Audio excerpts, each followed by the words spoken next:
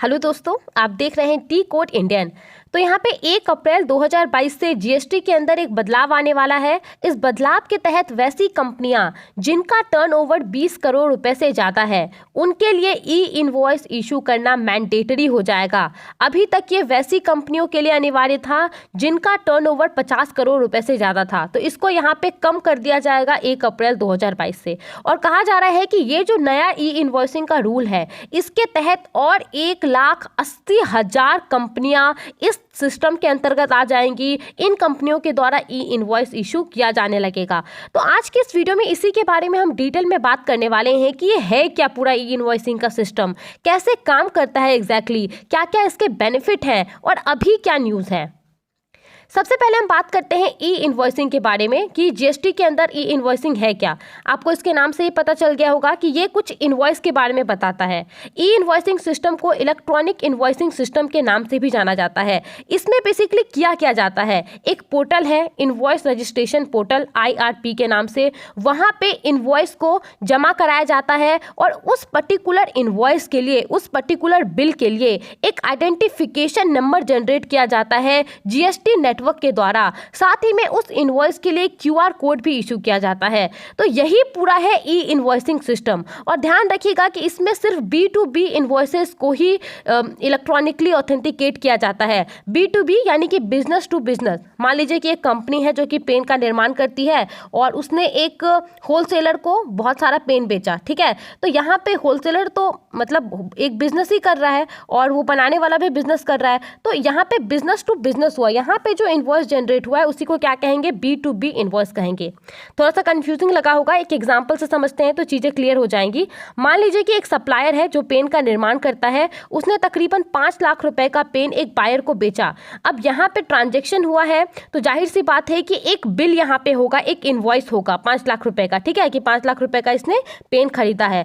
तो ये जो पर्टिकुलर इनवॉइस है ये किसी भी फॉर्म में हो सकता है, पेपर के फॉर्म में हो सकता है या फिर ये इसके अलावा आपका प्रिंटेड हो सकता है, लेकिन ये एक इनवॉइस होता है जब भी कोई ट्रांजैक्शन इस प्रकार का होता है। तो अब ये जो सप्लायर है वो क्या करेगा, वो इस इनवॉइस को, ये जो इनवॉइस रजिस्ट्रेशन पोर्टल है वहां पे अपलोड करेगा। अपलोड करने के बाद ये जो इनवॉइस है उसको चेक किया जाएगा जीएसटी नेटवर्क के द्वारा और इस पर्टिकुलर इनवॉइस के लिए एक invoice registration number IRN number generate करके देगा। साथ ही में इस इनवॉइस के लिए QR कोड भी जनरेट किया जाएगा और उसके बाद आप देख सकते हैं सिविल इमेज में कुछ इस प्रकार का हो जाएगा वो वाला इनवॉइस। और यही इनवॉइस फिर किसको दे दिया जाएगा, जो बायर है उसको दे दिया जाएगा। अब आपके दिमाग में ये सवाल आ रहा होगा कि ये डायरेक्ट भी तो दे सकता था। हाँ, दे सकता था यहाँ पे, लेकिन ये वाला जो इसको ई इनवॉइस मिला है इससे इसको बहुत सारे बेनिफिट होंगे।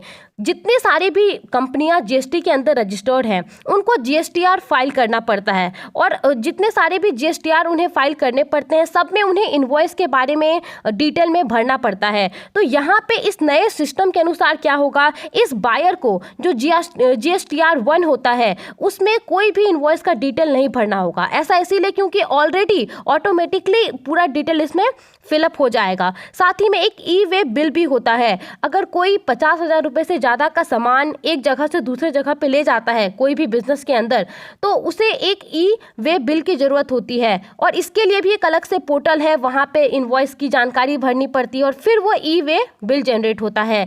लेकिन अगर इस बायर के पास ई इनवॉइस है तो उसके जरिए ऑटोमेटिकली ई वे पोर्टल पे जो ई वे बिल है वो ऑटोमेटिकली जनरेट हो जाएगा। तो ये सब कुछ फ़ायदे होते हैं।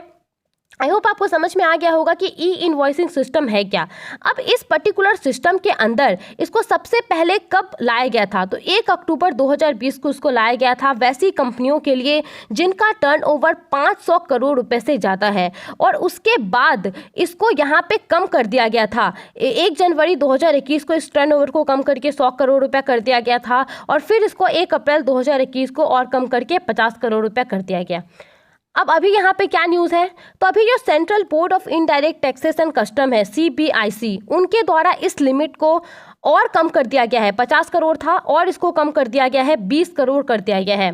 इसका सिंपल सा क्या मतलब होता है कि वैसी कंपनियां जिनका टर्नओवर 20 करोड़ रुपए से ज़्यादा है वो अब अनिवार्य रूप से 1 अप्रैल 2022 से ई इनवॉइस ही इशू करेंगी। वो नॉर्मल जो इनवॉइस होता है वो नहीं दे सकती हैं। तो ये एक बहुत ही अच्छा फैसला है। अब यहाँ पे अगर कोई ऐसा नहीं करता है तो क्या होगा, तो वो जो बायर था वो यहाँ पे इनपुट टैक्स क्रेडिट क्लेम नहीं कर पाएगा और साथ में उसको बहुत सारे पेनल्टी का भी सामना करना पड़ सकता है। बहुत सारे इस सिस्टम के फ़ायदे हैं। सबसे पहले तो भारत सरकार का जो डिजिटल इकोनॉमी का एजेंडा है वो यहाँ पे उसको बढ़ावा मिलेगा। इसके अलावा जैसा कि मैंने आपको बताया कि जीएसटी रिटर्न फाइल करने पड़ते हैं और उसमें इन्वॉइसेस की जानकारी देनी पड़ती है। तो इस सिस्टम के अंतर्गत क्या होगा, ऑटोमेटिकली जो है उस पर्टिकुलर जीएसटी रिटर्न के अंदर जो भी GSTR 1 होता है, 2 होता है, 3 होता है, सब में ऑटोमेटिकली सारी जो जानकारी है वो जमा हो जाएगी। तो इससे यहाँ पे फ़ायदा होगा। इसके अलावा रियल टाइम ट्रैकिंग भी हो सकता है इनवॉइस का, ठीक है, क्योंकि इसमें QR कोड रहता है, एक आपका नंबर दिया हुआ रहता है। तो इससे कोई भी बायर ये पता कर सकता है कि उसका इनवॉइस के जरिए कितना वो ITC क्लेम कर सकता है।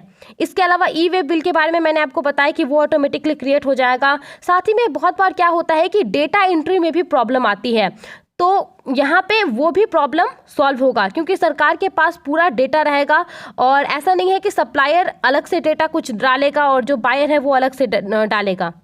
इन सब के अलावा एक बेनिफिट यहाँ पे टैक्स इवेजन को लेकर के है। जो टैक्स की चोरी होती है वो यहाँ पे कम होगी, उस पर प्रतिबंध लगेगा। ऐसा इसीलिए क्योंकि देखिए जो टैक्स इवेजन होता है वो किस लिए होता है, फेक बिल की वजह से होता है। अब यहाँ पे जहाँ पे भी ट्रांजैक्शन होगा वहाँ पे तुरंत अगर जो इनवॉइस है उसको सरकार के पास दे दिया जाएगा, जो GST नेटवर्क है उसके पास दे दिया जाएगा, तो फेक बिलिंग की समस्याएं जाहिर सी बात है कम होगी। एट लास्ट अगर हम बात करें कुछ डिसएडवांटेजेस के बारे में इस ई-इन्वॉइसिंग सिस्टम की, तो देखिए इसका मुख्य उद्देश्य टैक्स इवेजन को रोकना है, टैक्स चोरी को रोकना है। लेकिन यहाँ पे हम इस बात को इग्नोर नहीं कर सकते हैं कि ये लिमिटेड है सिर्फ B2B इन्वॉइसेस के लिए, जो बिजनेस टू बिजनेस ट्रांजेक्शन होता है। लेकिन ज़्यादा जो फ्रॉड होते हैं वो कैसे होते हैं, बिजनेस टू कस्टमर इन्वॉइसेस को लेकर के होते हैं। जो हम आम लोग होते हैं वो अपना बिल लेते नहीं हैं और जिसके वजह से जो दुकानदार वगैरह होते हैं वो हमारे बिल को दिखा करके हमसे तो टैक्स ले लेते हैं, वो भारत सरकार को नहीं देते हैं। तो अच्छा होगा अगर इसको B2C के लिए भी भारत सरकार ले आएगी। इसके अलावा एक और बात बताना जरूरी है कि कुछ कुछ यहाँ पे फाइनेंशियल इंस्टीट्यूशन है, जैसे कि जो इंश्योरेंस कंपनियां होती हैं, बैंकिंग हो गई, नॉन बैंकिंग फाइनेंशियल कंपनीज हो गई, इनके लिए इस नियम के अंतर्गत वो नहीं आएंगी। इनका टर्नओवर चाहे कितना भी हो, 500 करोड़ हो, 100 करोड़ हो, 20 करोड़ हो, 50 करोड़ हो, ये इस पूरे नियम के अंतर्गत इनको छूट मिला हुआ है। जो goods and passenger transportation services प्रदान करती हैं, जो स्पेशल इकोनॉमिक जोन के अंदर अपना बिजनेस चला रही है, वो सभी ई-इन्वॉइसेस सिस्टम से एग्जेम्प्ट है। आई होप आपको ये सारी बातें समझ में आ गई होंगी। आप इन सब के बारे में क्या सोचते हैं, हमें अपना ओपिनियन जरूर बताएं।